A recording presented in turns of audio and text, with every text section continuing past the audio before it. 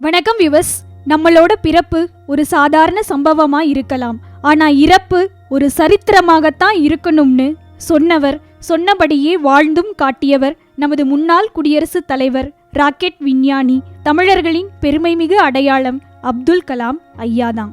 இவரை பத்தி சிந்திக்க, பேச, நினைக்க எவ்வளவோ இருக்கு. இருந்தாலும் இவரது சுருக்கமான வாழ்வியலை தமிழ் மோஜோல பார்க்கலாம். 1931 அக்டோபர் 15 தமிழ்நாட்டின் ராமேஸ்வரத்துல ஒரு மீன் பிடிப்பவரின் மகனாக பிறந்தார் அவுல் பக்கீர் ஜைனாலுபுதீன் அப்துல் கலாம். பிறப்பால ஒரு இஸ்லாமியனா இருந்தாலும் கலாமிற்கு ராமரும் இயேசுவும் அல்லாவும் ஒண்ணுதான். அவர் 10 வயசுக்குள்ளேயே அப்பாவிற்கு உதவி செய்யும் பொருட்டு செய்தித்தாள வீடு வீடா விநியோகம் செய்தார். ஒரு விமான ஓட்டுநர் ஆகணுங்கிறது தான் கலாமின் கனவாய் இருந்தது. இதற்காக ராமேஸ்வர கடற்கரையில பறக்கும் பறவைகளை எப்பவும் ஆர்வத்தோட அவர் உற்று நோக்குவாராம். தொடக்க பள்ளிய ராமேஸ்வரத்திலேயே கற்ற அவர் மேல்நிலை கல்விக்காக கடல் தாண்டி ராமநாதபுரம் போனாரு. இங்கதான் அவரது ஒரு ஆசிரியர் புத்தகங்களின் மூலமா பரந்த உலகத்தை கலாமுக்கு காட்டினாரு. ஒரு மாவட்ட ஆட்சியரா தனது மகன் ராமநாதபுரத்துல உருவாகிட்டு இருக்கான்னு கலாமின் அப்பா கனவு காணும் போது தன்னை ஒரு விஞ்ஞானியா வளர்த்தெடுத்துட்டு இருந்தாரு அப்துல் கலாம். அதன் பிறகு திருச்சியில புகழ்பெற்ற தனியார் கல்லூரியில இயற்பியலும், சென்னை MITல விண்வெளி பொறியியல் படிப்பையும் விருப்பத்தோடு படிச்சார் நமது கலாம். படிக்கிற காலத்துல ரொம்பவும் சுட்டியாகவும் அநீதியை எதிர்த்து போராடுபவராகவும் அப்பவே வாழ்ந்தாரு இந்த ராக்கெட் விஞ்ஞானி. டேராடூன்ல நடந்த விமானப்படையின் ஓட்டுநர், அதாவது ஏர்ஃபோர்ஸ் பைலட் இன்டர்வியூக்கு கலாம் போயிருக்காரு. ஆனா அவர் தேர்வாகல. தான் ஒரு விமான ஓட்டுநர் ஆகணுங்கிற கலாமின் சின்ன வயது கனவு தோட தகர்ந்து போனது. ரொம்பவும் சோர்ந்து போன அவர் அடுத்து என்ன பண்றதுன்னு தெரியாம ரிஷிகேஷ்ல இருக்க சுவாமி சிவானந்தரை போய் பார்த்திருக்காரு. ஒரே ஒரு பார்வையால கலாமின் சூழ்நிலைய முழுசா புரிஞ்சுக்கிட்ட சுவாமி சிவானந்தரும், நீ நினைச்சது நடக்கலனா வேற எதுக்காகவோ படைக்கப்பட்டிருக்க, அத போய் தேடுன்னு ஆறுதல் மொழிகளை சொன்னாரு. இதையே தனது வாழ்க்கையின் வேத வாக்காக எடுத்துக்கிட்ட கலாம் இந்தியாவின் பாதுகாப்பு மற்றும் ஆராய்ச்சி மேம்பாட்டு அமைப்பின் வானூர்தி பிரிவுல முதல்ல ஒரு சாதாரண அறிவியலாளராத்தான் பணியில சேர்ந்தாரு.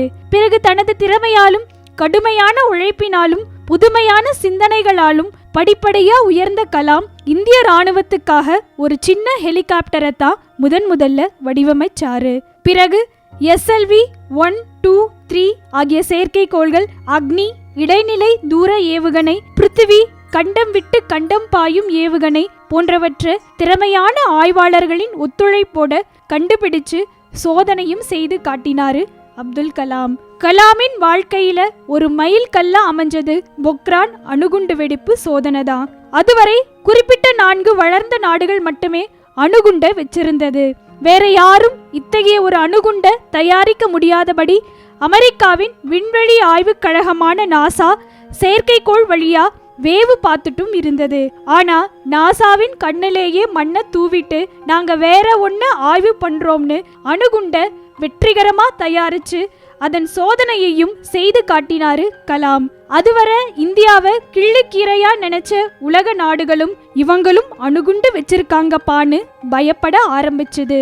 இதனால ரொம்பவும் மகிழ்ந்து போன அப்போதைய பாரத பிரதமர் வாஜ்பாய் கலாம குடியரசுத் தலைவர் வேட்பாளரா அறிவிச்சாரு. அதுல வெற்றியும் பெற்று 2002 2007 வரை இந்தியாவின் முதல் குடிமகனா வலம் வந்தாரு இந்த தமிழக விஞ்ஞானி. ஐநா சபையில உரையாற்றியது, போகும் இடமெல்லாம் திருக்குறளின் பெருமையை எடுத்து சொன்னது, மாணவர்களையும் இளைஞர்களையும் எப்பவும் ஊக்குவிக்கிறதுன்னு மக்கள் ஜனாதிபதியா கடைசி வரை வாழ்ந்தாரு. 2020க்குள்ள இந்தியா அனைத்து துறைகளிலும் வல்லரசு ஆகணும்னு பாடுபட்டு அதற்கான சாத்திய கூறுகளையும் ஆய்வு செஞ்சு புத்தகமாகவும் வெளியிட்டாரு நம்ம கலாம். மேலும் இதுவரை இந்தியாவில அதிக விற்பனையான சுயசரிதையா கலாமின் அக்னி சிறகுகள் தான் இருக்கு. 10க்கும் மேற்பட்ட பல்கலைக்கழகங்களின் டாக்டர் பட்டங்கள், இந்திய அரசாங்கத்தின் பத்மபூஷன், பத்மவிபூஷன், பாரத ரத்னா ஆகிய விருதுகளை பெற்ற இந்த ராக்கெட் விஞ்ஞானி எப்பவும் சாதாரண மனிதராகத்தான் வாழ்ந்தாரு. இவர் தனக்குன்னு சேர்த்து வச்ச சொத்துக்கள் திருக்குறள், பகவத்கீதை உள்ளிட்ட சில புத்தகங்களும் 5-6 உடைகளும் மட்டும்தான். ஜனாதிபதி பதவிக்கு அப்புறம் நிறைய பல்கலைக்கழகங்கள்ல கௌரவ பேராசிரியர் பதவி வகித்த நமது கலாம் ஊர் ஊரா போய் குழந்தைகளையும் இளைஞர்களையும் சந்திச்சு உரையாடினாரு. ஏன்னா இவங்களாலதான் உலகின் தலையெழுத்து மாறும்னு அவர் உறுதியா நம்பினாரு. கடைசியா கனவு காணுங்கள், கனவு காடுங்கள்னு உலகுக்கு ஓயாம உரத்து சொன்ன கலாம் 2015ஆம் வருஷம் தனது 84வது வயசுல ஒரு கல்லூரி நிகழ்ச்சியில உரையாடிட்டு இருக்கும் போதே மயங்கி விழுந்து மறைந்தும் போனாரு. அவர் வாழ்ந்த வீடு இப்போ நினைவு சின்னமா இருக்கு. அவரை விதைச்ச இடத்துல சமாதி கட்டணும்னு மத்திய அரசு முடிவு பண்ணி இருக்கு. எந்த ஒரு அரசாங்க பதவியிலுமே இல்லாம அரசு முறைப்படி அடக்கம் செய்யப்பட்ட முதல் மனிதர் நமது அப்துல் கலாம் தான். ஏன்னா அவர் வாழ்ந்த விதம் அப்படி. மறுபடியும் அவர் கூற்றுக்கே வரலாம். அவரது பிறப்பு ஒரு சாதாரண சம்பவமா இருக்கலாம், ஆனா இறப்பு மிகப்பெரிய சரித்திரம்.